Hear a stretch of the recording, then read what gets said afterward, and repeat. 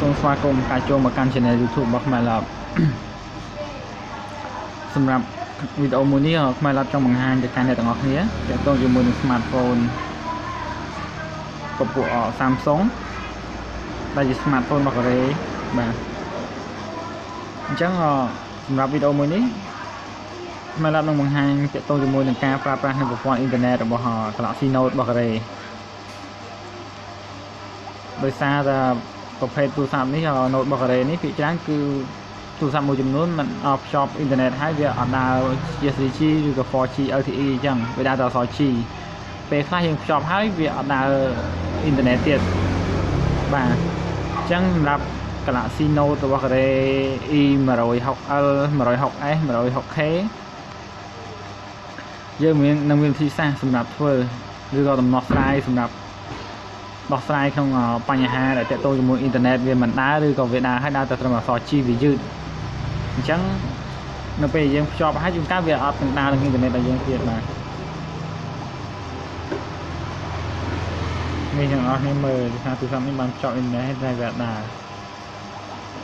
អញ្ចឹងយើងមានដំណោះស្រាយមួយដែលយើងអាចធ្វើបានដោយស្រួលបាទ31 97 123 58បាទ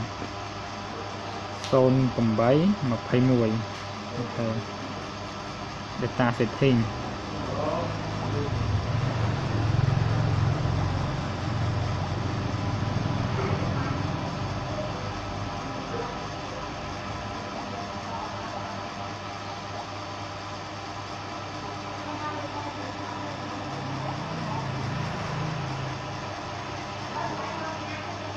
សូមរងចាំឲ្យទូរស័ព្ទដៅត្រឡប់មកវិញមកបាទសូមបញ្ជាក់បងថាសម្រាប់ទូរស័ព្ទGalaxy Note របស់កូរ៉េក៏ដូចជា Galaxy S3 ឬក៏ Galaxy S2 របស់កូរ៉េសម្រាប់កន្ទុយ LK គឺយើងអាចប្រើរបៀបហ្នឹងយើងអាចធ្វើរបៀបហ្នឹងបានជាមួយនឹងការដែលយើងចូលទៅកាន់កន្លែង call number ឬក៏កន្លែង phone ហ្នឹង phone number ហ្នឹងយើងអាចវាយពាក្យវ៉ាសំទោសវាយលេខ31 97 123 58 អញ្ចឹងទៅហើយយើងចុចចូលទៅកន្លែង password វា0821ដែលយើងចុចមិញអញ្ចឹងយើងអាចជ្រើសរើសយកសេវាអ៊ីនធឺណិតដែលវាអាចដើរលឿនយឺត 2G ទៅ 4G 3G អញ្ចឹងទៅតាមប្រភេទទូរស័ព្ទរបស់យើងតែសម្រាប់ទូរស័ព្ទរបស់ក្រុមហ៊ុនគឺមិនអាចធ្វើអញ្ចឹងបានទេបាទ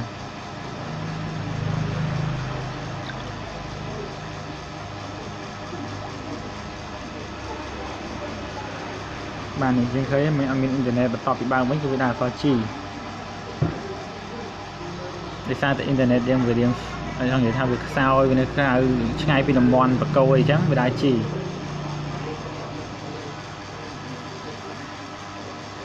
បាទអូតូម៉ាទិកដើរ G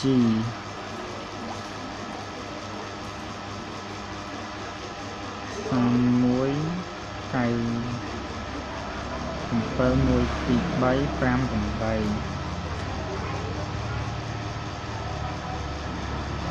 08 21ហើយយក data setting ម្ដងទៀតបាទ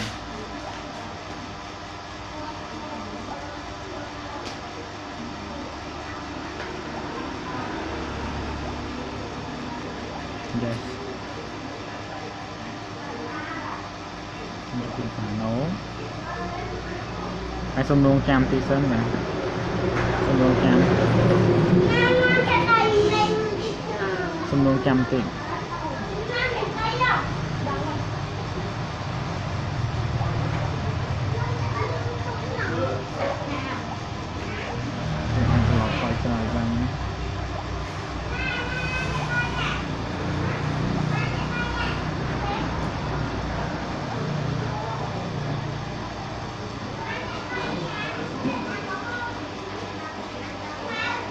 នៅជីដែរ0821សំទោសបាទនេះគឺ VC តាមដើរយើងមើលបាទគឺដើរ VC ហ្នឹងនេះ VC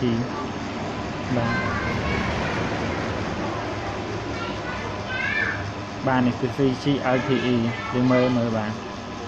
trong thì sang nghĩ đầm nó sai trong ca đó sai này sự vài internet đại việt đa trình bìa soi chi nhưng ai nó sai về trình pc chi là hôm nay đã IPE mà nghe mua được ca cho được đó đưa vào bắt đầu là lấy câu được luôn này con chụp phô ca đang là video mới nè chụp nên video cả tiền con chụp một lia